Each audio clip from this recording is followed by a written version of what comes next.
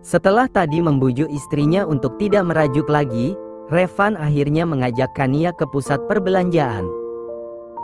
Meski sebenarnya tidak perlu repot-repot, mengingat mereka bisa berbelanja di Korea nantinya. Tapi tetap saja, pria itu ingin menyenangkan sang istri. "Ayo." Kania langsung mengapit lengan suaminya. Senyum manis melengkung indah di bibirnya. Melihat sang istri yang antusias, Revan ikut merasa bahagia. Ada perasaan bangga tersendiri untuknya jika bisa membahagiakan wanita kesayangannya. "Cantik banget penampilan kamu hari ini," celetuk Revan, membuat Kania menghentikan langkahnya. "Jadi selama ini aku nggak cantik?" tanya Kania sembari memicingkan matanya. Mampus. Seharusnya ia ingat seperti apa spesies makhluk wanita. Salah sedikit, hancur semuanya. "Nggak gitu sayang. Maksud aku tumben kamu rapi banget." "Lah, jadi selama ini penampilan aku aut-autan? Selama ini aku nggak rapi." Revan terdiam. Niat hati ingin menjelaskan, ini malah ada-ada saja balasan sang istri yang membuatnya kalah telak. "Sayang, aku bercanda kok. Kamu tenang aja, aku nggak sama kayak cewek di luaran sana yang mudah baper." Kania terkekeh. Niatnya memang sengaja mengerjai sang suami. "Ish, kamu, ya?" Revan memasang wajah garang pada Kania. Tapi di mata Kania justru terlihat menggemaskan. "Kamu makin nakal aja deh." Kania mendekatkan wajahnya ke telinga Revan, lantas berbisik dengan suara sensual, "Entar bulan madu aku bakal lebih nakal."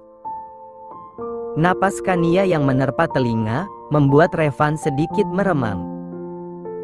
Seketika ia menginginkannya pagi ini juga. Tapi, ia sudah berjanji akan berpuasa 2 hari ini dan akan menggempur habis-habisan Kania di Korea nanti. "Awas kalau sampai enggak, ya. Aku tagih lo janji kamu. Kalau kamu sampai nggak nakal, aku tinggalin kamu di Korea," ancam Revan yang tentu saja sekedar bercanda. Kania terkekeh. Jahat sekali pria itu ingin meninggalkannya. Memangnya sanggup apa kehilangan wanita yang ia cintai? Jahat banget jadi suami. "Entar kalau aku nyari suami baru di sana, gimana?" Kania menaik turunkan alisnya. "Sekarang janda lebih menggoda, iho." "Sialan kamu, mas," umpat Kania yang paham kemana arah ucapan suaminya. Revan terkekeh. "Canda, sayang. Tetap kamu kok yang lebih menggoda. Apalagi kalau nanti kamu hamil, pasti lebih montok." Dengan genitnya Revan mengedipkan sebelah matanya. "Amin." Alih-alih sedih, Kania justru mengamini ucapan suaminya. Kali ini ia tak akan meragukan kuasa Tuhan. Benar apa yang dikatakan Leon dan keluarganya. Garis kehidupan orang itu berbeda-beda. Jangan menyamakan kisah hidup kita dengan orang lain. Revan tersenyum senang mendengar respons istrinya. Setidaknya, ini sosok Kania yang selama ini ia kenal. Kania dan Revan langsung berangkat ke pusat perbelanjaan. Rencananya ingin membeli beberapa pakaian dan barang yang akan dibawa ke Korea nantinya. "Kamu mau beli apa?" tanya Revan saat mereka sudah berada di pusat perbelanjaan terbesar yang ada di Jakarta. Kania celinguk ke sana kemari. "Mau beli cemilan deh," jawab Kania antusias. Sebenarnya Revan sedikit dilema. Ada sesuatu yang ingin ia beli. Tapi, ia takut meninggalkan Kania sendiri. Takutnya sesuatu yang tak diinginkan terjadi. "Kamu mau beli apa?" tanya Kania yang seakan tahu ada sesuatu yang disembunyikan sang suami. Ekspresi wajah pria itu terlihat tengah bingung. Ditanya sang istri, Revan jadi salah tingkah sendiri. Kania yang melihat tingkah suaminya semakin yakin ada sesuatu yang pria itu inginkan. Bilang aja. Kalau emang penting, kita beli sekarang. Revan menatap mata istrinya dalam-dalam. Ragu mengatakan keinginannya. Tapi melihat sang istri yang semakin memicingkan matanya, Revan akhirnya memilih jujur saja. Aku mau beli lingerie, cicit Revan sembari meremas bajunya. Kania sedikit terhenyak. Mendadak otaknya tidak berfungsi dan malah salah tanggap. Kamu ngapain pakai lingerie? Revan melotot. Ya kali saja dirinya yang menggunakan lingerie. Ish, bukan buat aku. Tapi, beli buat kamu. Buat kita nanti di Korea. Revan memberikan senyum terbaiknya. Tapi mas, kan di rumah masih ada, protes Kania. Revan berdecak. Nggak mau. Pokoknya itu dibuang aja. Pakaian dinas itu cuma boleh dipakai sekali aja. Kita beli yang baru aja buat bulan madu nanti. Cih, gayamu, mas. Mentang-mentang banyak duit, sindir Kania. Revan tersenyum bangga. Sedikit merapikan rambutnya, kemudian berkata dengan penuh percaya diri, "Presdir nih, bos." Karena Revan terus merengek, Kania mengiyakannya saja. Mereka kemudian berjalan ke salah satu toko yang menjual berbagai macam pakaian wanita. Begitu melihat deretan lingerie, Revan langsung berlari bagaikan anak kecil yang melihat mainan. Hal itu tentu saja membuat Kania geleng-geleng kepala. Dasar suami gue. Kita beli yang ini, dan ini. Revan dengan antusias menyerahkan tumpukan lingerie ke istrinya. Kenapa banyak banget, mas? Kania kembali melayangkan protes. Nggak apa-apa, aku banyak duit juga. Kania memilih mengiyakannya saja, daripada berdebat, kan? Setelah memilih sekitar 10 lingerie, Revan dan Kania lalu membawa ke meja kasir.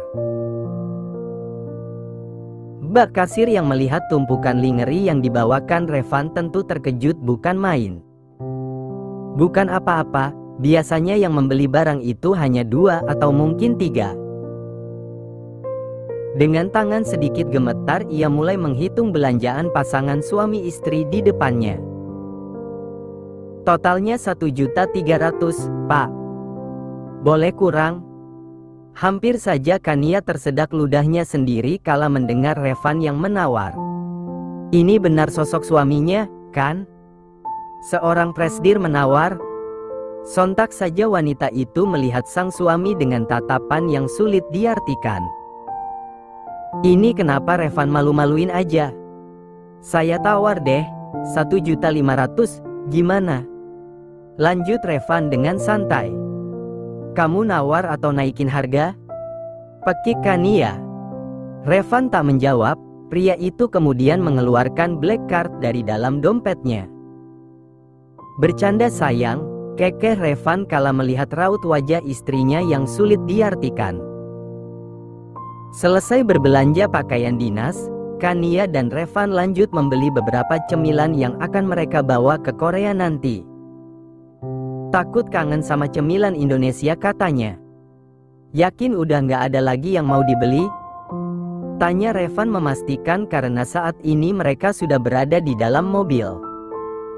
Iya, itu aja, jawab Kania mantap. Revan menganggukkan kepalanya. Kemudian segera mengeluarkan kendaraan beroda 4-nya dari basement. Di perjalanan, Revan tiba-tiba teringat dengan kedua mertuanya yang telah pergi. Ada kerinduan dalam dirinya ingin menyapa mereka. Teringat dengan kedua mertuanya itu, tanpa sadar sebening kristal jatuh membasahi pipinya yang tirus. Kamu kenapa? Tanya Kania yang sempat melihat suaminya menyeka air mata. Kangen sama mereka, jawab Revan apa adanya. Tentu saja semasa pacaran dengan Acha, ia sering berkunjung ke rumah orang keluarga Clovis. Itu semua karena syarat dari Keanu, yaitu harus meminta izin terlebih dahulu pada ayahnya jika hendak berpacaran dengan Kania. Mereka? Siapa? Tanya Kania yang tak paham dengan maksud sang suami. Saat tahu jika dirinya putri Clovis, Kania dan Revan hanya pernah 2 kali mengunjungi makam kedua orang tuanya. Mertua aku. Kania terdiam. Paham betul dengan siapa yang dimaksud sang suami. Mau berkunjung ke sana enggak? Sebelum kita berangkat ke Korea, lanjut Revan dengan antusias. Boleh, jawab Kania tak kalah antusiasnya. Revan segera putar balik. Tapi, sebelum ke pemakaman, ia lebih dulu berhenti di sebuah toko bunga. Rencananya ia ingin membawakan bunga kesukaan mertuanya.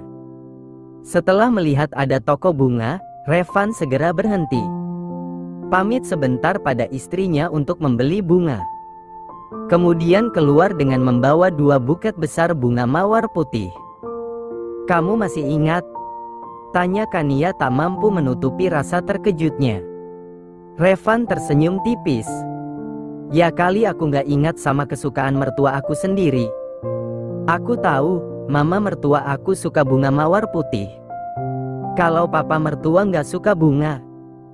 Terus mama suka martabak rasa coklat kacang, sementara papa suka martabak rasa keju. Kamu lupa kalau aku pernah diomelin? Sontak Kania terkekeh. Ia ingat betul semasa pacaran dengan Revan. Pria itu diomeli sang ibu karena apel ke rumah pacar tanpa membawa apapun. Sama sekali tak bisa mengambil hati calon mertua, kata namanya waktu itu. Tentu saja sejak saat itu Revan selalu membawa sesuatu jika hendak berkunjung. Tapi, begitu ia membawa makanan mewah, Risa dengan antusias mengatakan jika ia suka martabak. Sejak saat itulah, ia menjadi langganan di salah satu pedagang yang menjual martabak. Makanya, kalau mau apel itu bawa sesuatu. Nggak peka banget, kekeh Kania. Ya mana aku tahu. Pertama kali juga ngapelin pacar.